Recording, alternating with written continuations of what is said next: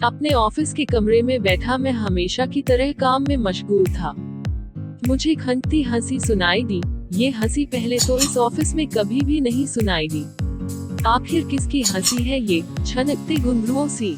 मैं अपने आप को रोक नहीं पाया और केबिन खोलकर बाहर झांकने पर मजबूर हो ही गया। देखा तो केबिन के सामने एक डेस्क छोड़कर ही वह बैठी थी। हल्की भूरी बड़ी बड़ी आंखें, गोरा रंग, चेहरे पर बच्चों सा भोलापन। वह फोन पर किसी से बात कर रही थी।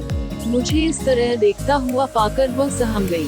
वो नई नई नियुक्त हुई थी, फिर किसी न किसी काम को लेकर बातें होती रही। एक दिन शाम को जाते जाते उसका स्कूटर खराब हो गया। मैं भी निकल ही रहा था। मैंने मदद करने की बहुत कोशिश की पर स्कूटर ने चालू होना गवारा नहीं किया। मैंने उसे लिफ्ट का प्रस्ताव दिया और वह मान गई। मैं उसे लेकर उड़ चला। बस उस दिन के बाद से हमारी दोस्ती ने उड़ान भरना शुरू कर दी। मुलाकातें शुरू हुई और फिर प्यार का इजहार हुआ। 21 फरवरी 1994 का वह दिन आज मुझे याद है जब हम दोनों ने पवित्र अग्नि के फेरे लिए। विवाह बंधन ने हमारे प्रेम को मजबूती दी। मैं अपने आप को इस दुनिया का सबसे भाग्यशाली पुरुष मान रहा था और बाद में भी यही हुआ। उसने मुझ पर अपनी सारी खुशियां कुर्बान कर दी और बदले में मैंने उसे कभी दुख न देने का वादा किया। आज इतने वर्ष बीत गए लेकिन हमारा प्यार आज भी वही है, वैसा ही जैसा सालों पहले था। कुछ समय से मैं काम में बहुत मसरूफ हो गया और समय नहीं निकाल पाया।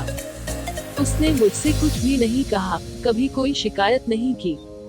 फिर भी मैं उसके मन के भावों को जान गया। वह कुछ उदास सी रहने लगी थी। मैंने ऑफिस से 8 दिन की छुट्टी के लिए आवेदन दिया और केरल का टूर बुक कराया। केरल की हरी भरी खूबसूरती उसे बेहद भाती है, यह मुझे पता था। 2 दिन पहले जब मैंने उसे यह बात बताई तो वह खुशी से उछल पड़ी। हम यात्रा पर चल पड़े। ट्रेन में खिड़की के पास बैठकर जब वह बाहर का नजारा देख रही थी तो मैं उसे देख रहा था। मैंने देखा उसकी बड़ी बड़ी भूरी आंखों में बच्चों की सी चमक फिर से जिंदा हो उठी है।